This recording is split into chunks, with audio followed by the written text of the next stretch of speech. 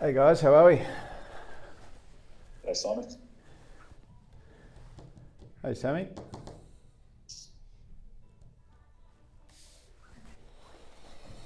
Oh, Oh yeah, let's who's kick away? off. Simon, I might start with Cozzy. Obviously, pretty handy to have him come straight back in. I'm sure he's itching to go. Is he the sort of guy that feels like he's got a bit to pay back to the team after what happened? Oh look, he's gone away and worked incredibly hard on his game. He's done a little bit of extra conditioning in and around our program. So we've tried to use it as an opportunity to actually continue to grow his game. So obviously before he left the team, he was playing a bit of midfield and a bit more forward, and we're going to look to do that again with him. You know, it's great to have him back. He's exciting. He's a class player, and it's just going to be great to get him back into our team. What was the focus around that conditioning piece? Oh, just to continue to top him up and build his tank. You know, he's a guy that's got electric speed. We continue to focus on that, but also to continue to build his capacity to play some midfield time for us. You know, we think we've got an opportunity to continue to grow our game internally as a footy club, and Cozzy's a big part of that. You know, he adds a different dynamic to our midfield when he's in there, and we've got some small forwards going really well at the moment in our forward half of the ground in Cade Chandler and Charlie Spargo and Alex Neil-Bullen. So we feel using Cozzy at times through the midfield is going to be really important to us.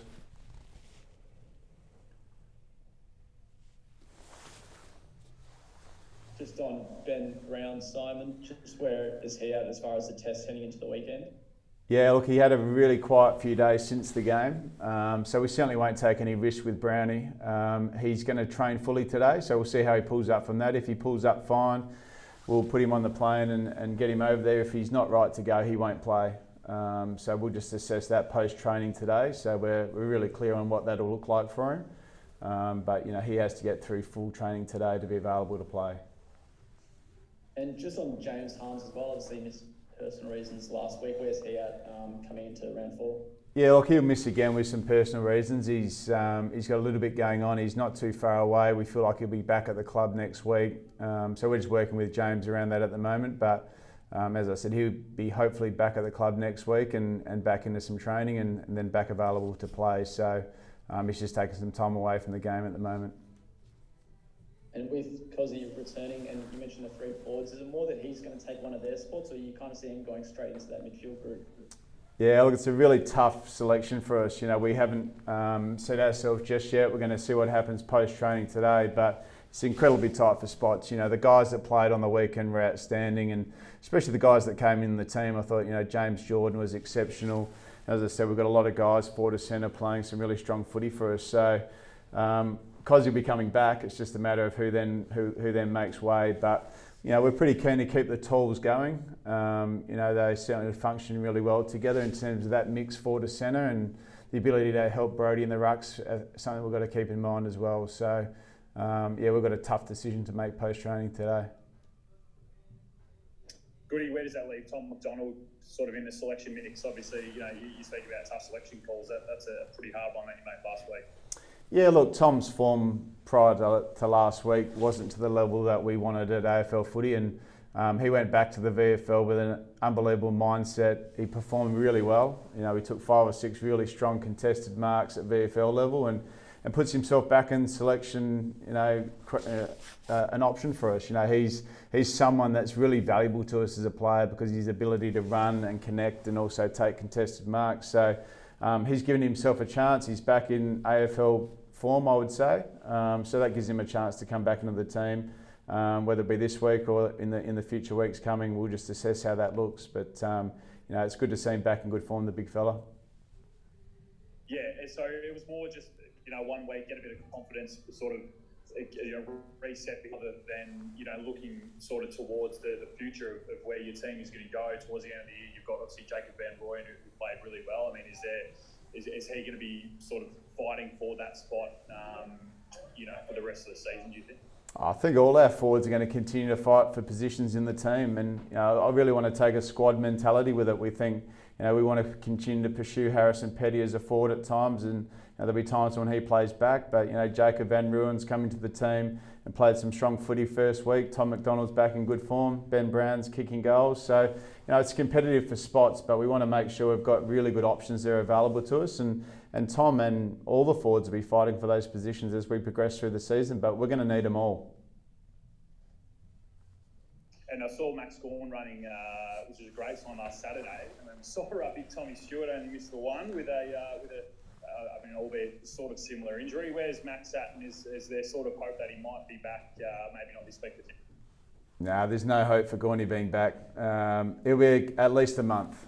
So we will be making sure that Max is fully fit by the time he comes back. He's back running, which is fantastic to see, but he's going to put a bit of work in. But we're going to be really conservative with Max. He needs to be 100% right to go and get a few weeks of training under his belt, so we don't get any recurrence with that injury. We want him to be fully fit for the whole year.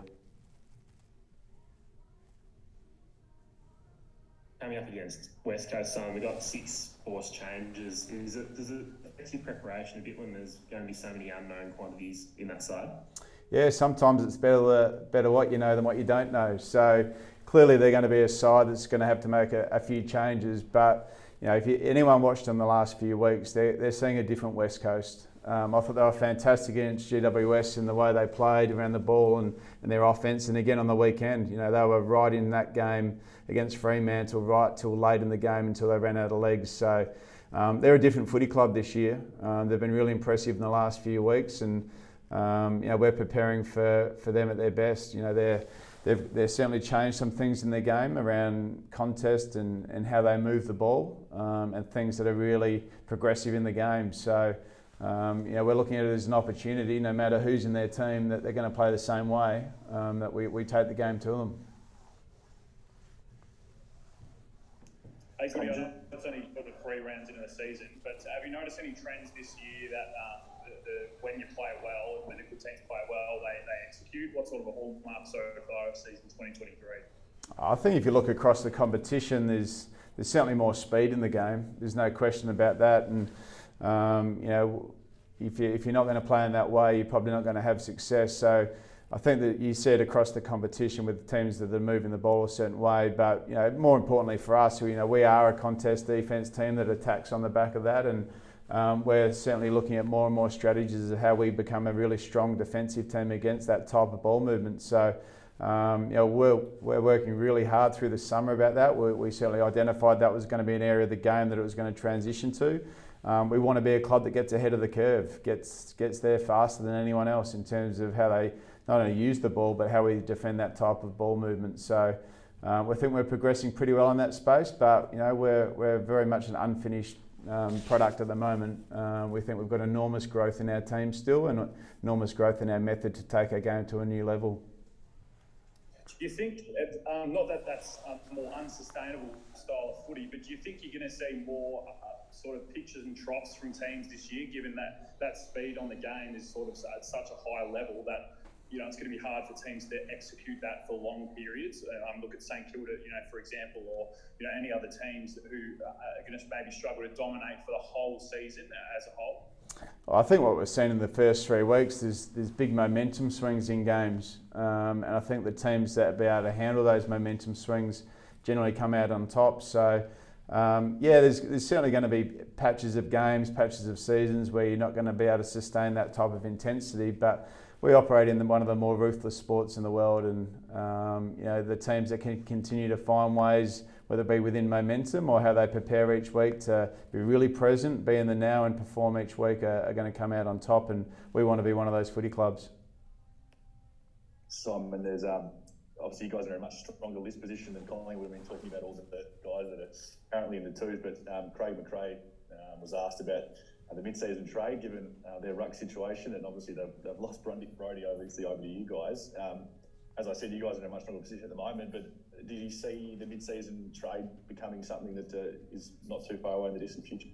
Yeah, I like it. I like any sort of forum where we can continue to bring excitement to our game, continue to bring a sense of intrigue about how you get better and how you might be able to maximise your list, how you can use it to certain advantages throughout the season. So I really like the mid-season trade. I think it's something that would I'd like to see come into the game at some stage. When that is, I think the competition needs to be ready for it. But I think it's a forum that we can continue to evolve our game to the next level. Last one, thanks, Dross.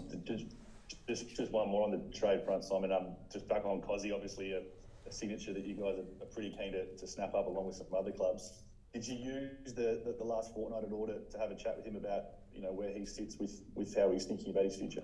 Oh, look, we've been in constant communication with Coz and his management team.